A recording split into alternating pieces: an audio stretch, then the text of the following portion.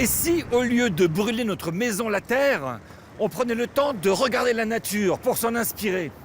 C'est ce qu'on appelle le biomimétisme. J'ai rendez-vous avec Idriss Aberkane, professeur de neurosciences, chercheur à Polytechnique et à Stanford, un génie made in France.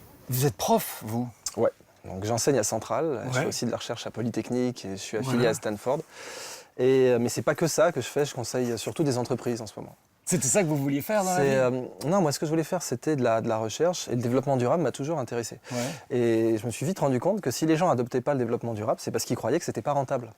Et moi je suis là pour leur dire non, en fait, la nature c'est rentable. Protéger la nature c'est rentable, je vais vous le montrer. Et c'est si vous voulez, c'est le grand mensonge de la révolution industrielle, au fond. C'est nature et emploi, il faut choisir. Et on est resté coincé dans cette idée qu'il est impossible d'avoir nature et emploi. Et mon job, c'est de montrer que c'est pas du tout le cas. Et vous nous parlez de l'économie de la connaissance. C'est quelque chose qui... Vous faites des conférences partout dans le monde. Ouais. C'est plus important que le pétrole, Bien l'économie de la connaissance. L'économie de la connaissance, déjà, c'est pas la plus récente, c'est la plus ancienne. L'être Ouais. humain, il échangeait des savoirs bien avant d'échanger des matières premières, de la monnaie, etc. Et la transmission des savoirs, ça a une énorme valeur économique. Moi, j'aime bien citer l'exemple de Bagdad au IXe siècle. Bagdad, au IXe siècle, était super riche. C'était la capitale mondiale des mathématiques. C'est de là que vient le mot algèbre, algébar, qui était un mot arabe.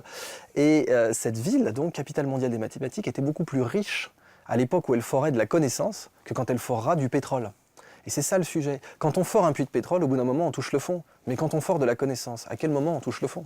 Si on continue comme ça, si on exploite le pétrole, il n'y en aura plus. La bout d'un connaissance, moment, ouais. ça ne servira à rien si on a de la connaissance sans énergie. Ça ne veut pas dire, attention, le pétrole n'est pas la seule source d'énergie dans le monde, et c'est ça le sujet, c'est que la connaissance permet de libérer d'autres sources d'énergie. Par exemple, 1 kilo de déchets, si on savait libérer son énergie de masse, E égale mc2, la formule d'Einstein, ce qui veut dire que la formule d'Einstein dit que chaque chose qui a une masse a de l'énergie. On appelle ça l'énergie de masse en physique. Si on libérait l'énergie de masse d'1 kilo de peau de banane, on aurait la demande mondiale en un an. Boum. Simplement, on ne sait pas le faire. Ah oui, mais là, vous me faites peur. Là. Non, mais c'est vrai. Parce que vous dites qu'on va vers une économie, vers un monde sans déchets. Ah oui. C'est cette idée de blue economy. Absolument. Vous pouvez m'expliquer ça? Mais en fait, c'est vraiment ça. C'est imaginer un monde sans déchets. Imaginez que la prochaine fois que vous voudrez voir un déchet, il faudra emmener vos enfants au musée. Oh, regarde papa, une canette de bière. Pour l'instant, c'est pas le cas.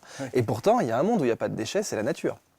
Quand les feuilles tombent des arbres dans une forêt, on n'organise pas de système de ramassage. Et on ne subventionne pas les vers de terre. Parce que pour eux, c'est déjà un profit, ce déchet. Et là où c'est intéressant, c'est que la Blue Economy dit en gros, en une phrase, alors elle a été inventée par Gunther Pauli, un grand entrepreneur, absolument, il est belge. Alors, il vit un peu partout.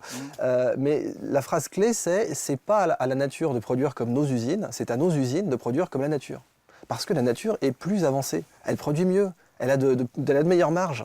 Elle est plus efficace. Comment on fait ça? Comment on fait concrètement? Alors on fait des écosystèmes industriels. C'est-à-dire que si on couplait les usines davantage, eh bien on aurait des chaînes où les déchets des uns sont les achats des autres. Il y a plein de cas comme ça. Alors un exemple qui est frappant, c'est en Corée l'année dernière, ils ont découvert comment on pouvait faire une batterie qui vaut très cher, elle vaut plus cher que l'or au kilo. Et cette batterie, ils la font avec des mégots de cigarettes. Mais donc il faut des déchets en fait? C'est même pas qu'il faut des déchets, c'est qu'on les appellera plus déchets.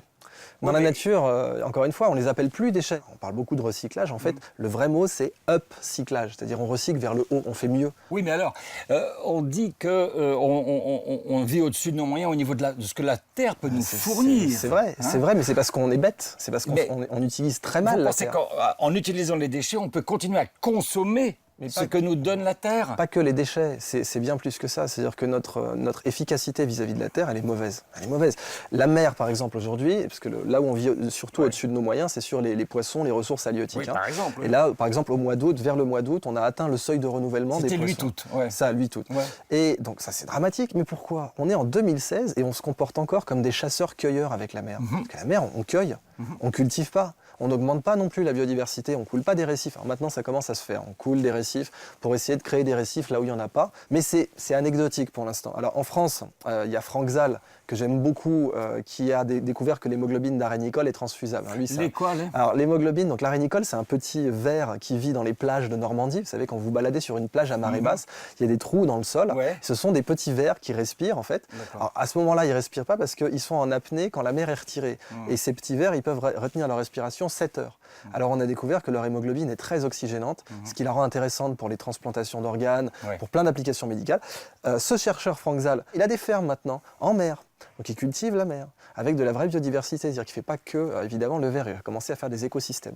Ça, c'est ce qu'il faut faire, c'est ce que font les Coréens, ils commencent à cultiver des algues. Donc au large de leur côte, ils ont des fermes d'algues alimentaires, pas pour faire du biodiesel. Et les algues parasites, là, quand ils en ont, ils font du biodiesel avec. Donc il y a des solutions, il faut bien comprendre qu'on n'utilise pas bien la terre, on n'est pas brillant. Vous pensez qu'on peut continuer comme ça? En gaspillant, non, mais si la question c'est le niveau de vie, entre guillemets, on pourrait vivre encore mieux, plus sainement, en polluant moins. Parce que la grande leçon de la Blue Economy, mais aussi de l'économie circulaire ou autre, c'est qu'il faut soigner l'homme et sa planète ensemble. Je vais vous donner un exemple qui est vraiment très intéressant. C'était en Thaïlande. Il y avait un hôtel qui polluait énormément, beaucoup de CO2, parce que l'hôtel utilisait beaucoup de clim. Et une start-up thaïlandaise qui s'appelle Energaya est arrivée en disant on vous met des bioréacteurs spiruline sur votre toit. Alors, la spiruline, c'est l'algue la plus chère du monde, antidiabétique, anti-hypertensive, c'est vraiment une superfood, et elle vaut très cher. Eh bien, il plante ces grands aquariums cylindriques à spiruline sur le toit de l'hôtel. Ils vont absorber 2 fois l'empreinte carbone de l'hôtel, x2, c'est-à-dire l'hôtel plus le même hôtel à côté qui polluerait pareil. Et ensuite, ils revendent la spiruline aux clients de l'hôtel directement sous forme de spaghettis et de smoothies. Voilà. Ça, c'est un cas typique de bonne croissance efficace où on va à la fois soigner l'humain et soigner la terre. C'est un petit cas, mais on en voit de plus en plus de cas comme ça. D'accord. Il faut qu'on soit plus intelligent. Un autre exemple de coopération inspirée de la nature, c'était le GPS Waze, qui est le meilleur GPS au monde, qui a été développé au départ en copiant les fourmilières. Et ils ont fait donc un grand réseau social. Et là, malheureusement, même les pouvoirs... Alors, chacun envoie une information, c'est ça, au réseau. C'est ça, exactement. Comme les fourmis. Alors, les fourmis, elles, en général, elles mettent une petite goutte de parfum sur le sol qui leur permet de faire comme le petit pousset, de trouver les chemins les plus efficaces, par exemple, jusqu'à la bouffe. Eh bien, Waze, c'est les données d'accélération, de décélération sont envoyées en temps réel et tous les automobilistes en profitent. Mais les solutions, il y en a plein sous nos yeux. Simplement, on a été trop, peut-être, bêtes ou paresseux pour les appliquer. Et elles sont rentables, c'est ça que vous dites. Moi, mon seul message, c'est de montrer que la nature, elle est totalement profitable pour l'industrie. Même le plus gros bourrin du retour sur investissement à court terme, un jour, va comprendre enfin que c'est juste plus intéressant de préserver la nature et que son modèle d'affaires est mauvais et qu'il pourrait même, lui, s'enrichir encore plus sans détruire la nature. Si jamais on démontre ça, il est évident que tout le monde va l'adopter. Même le type le plus inintéressé à la nature va l'adopter. Il a encore temps, donc. Il est encore temps. Vous pensez qu'il est encore temps? Sinon, je me flinguerais tout de suite. Je veux dire, si je pensais que c'était pas encore temps, je me jetterais par la fenêtre là en live dans l'émission. Mais je pense que c'est encore temps. C'est mieux d'espérer. Ouais. Merci. Merci beaucoup.